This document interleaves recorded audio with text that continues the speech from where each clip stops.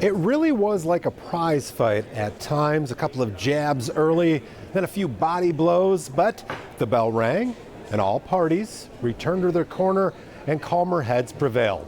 And that was sort of the theme for the evening.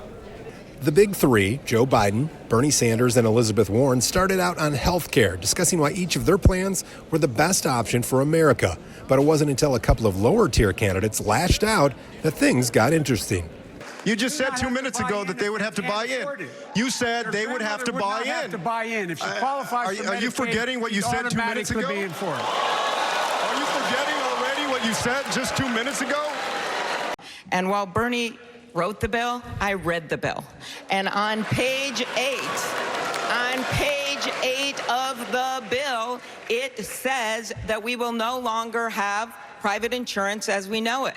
From health care to gun reform, where numerous people on stage complimented Beto O'Rourke for his handling of the mass shootings in his hometown of El Paso.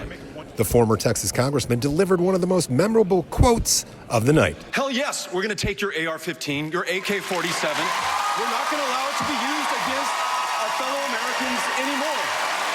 The candidates played their cards well, playing to the audience with compliments of Barack Obama and appeals for student debt relief. And of course, no Democratic debate would be complete without rips on President Trump. You know, he reminds me of that guy in The Wizard of Oz. You know, when you pull back the curtain, it's a really small dude.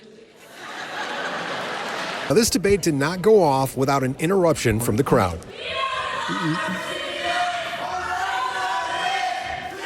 Protesters made it all the way to the stage and were reportedly DACA recipients. They were escorted from the building without incident, and the debate wrapped up without another interruption.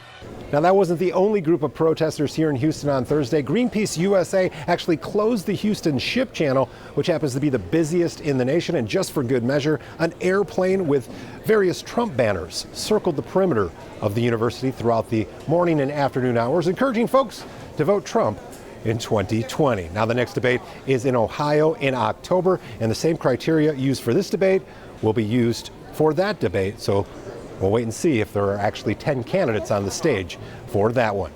Reporting from Texas Southern University in Houston, I'm Brian Bose, Spectrum News.